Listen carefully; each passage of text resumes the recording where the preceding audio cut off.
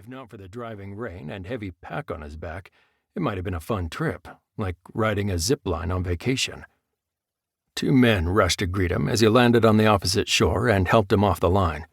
The radio attached to his shoulder crackled. "I'm sending Hannah and Sherry over next, so get ready," Danny said. Paramedic Hannah Richards and former Captain Sherry Stevens arrived in quick succession. They were greeted by a growing crowd as additional campers gathered beside the creek. Zach followed Sherry and Hannah into a chaos of wet and anxious campers. Dogs barked, children cried, and everyone seemed to be talking at once. Everyone was muddy, wet, and frightened. "We woke up and there was water running through our tent," one man told Zach. "My oldest boy left the tent to go pee and he almost fell in the river. There's a tree down on an RV at the back of the campground," another man said. "I think someone might be hurt." "My husband was hurt by a falling branch," a woman said. She hefted a toddler on her hip. The child, a girl judging by the pink barrettes in her hair, stared at Zach, her thumb in her mouth. "He's over by our trailer, but someone needs to look at him." Hannah keyed her radio. "We've got some terrified kids over here," she said, "and some of the adults aren't in much better shape. Apparently a tree came down on an RV and there may be injuries or people trapped inside. We've got other injuries from falling trees. We need people over here to administer first aid. And a couple of people to ride with the kids back across wouldn't hurt." "I'll send people over, and we'll start the process of getting people over to this side," Danny said. "Zach, start gathering people who are ready to get out of here," Sherry said. "Make sure they know they've got to ride across that line, so only a small backpack or a bag that can carry in one hand can go with them. Everything else has to stay here." "I can't leave my dogs," one woman wailed. "We'll get the dogs out too," Sherry said. 10 minutes later, Zach was sending the first of the campers back across the line. As the woman started across the water, Hannah approached Zach, carrying a blanket-wrapped small child. "This is Micah," she said. "He's 3 and he's suffering from hypothermia. I've tucked some hot packs in around him, but he needs to get to someplace warm and dry ASAP. I'm sending his mom right behind you." She put the child into Zach's arms. Zach stared down into a pair of frightened brown eyes.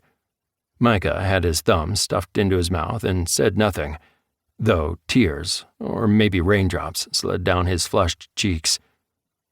"It's okay, baby." A petite woman, dark hair plastered to her head, stood on tiptoe and stroked Micah's face. Then she looked up at Zach. "Don't drop him," she said. Zach tightened his grip on the child. "I won't." Traveling back across the river was much slower than the original traverse, since it required being towed uphill by volunteers on the other side.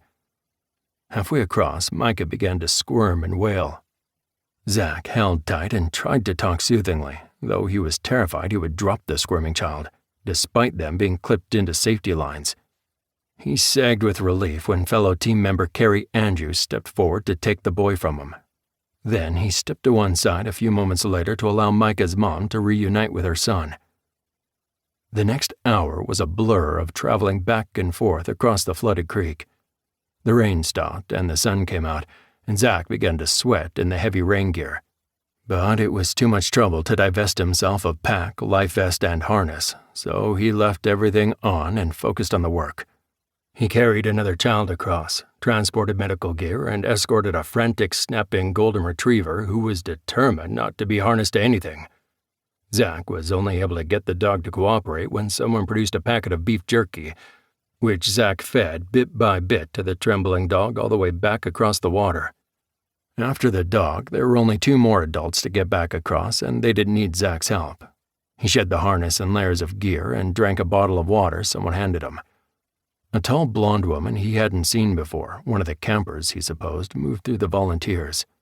"Thank you so much," she said to each one. When she got to Zach, she took his hand.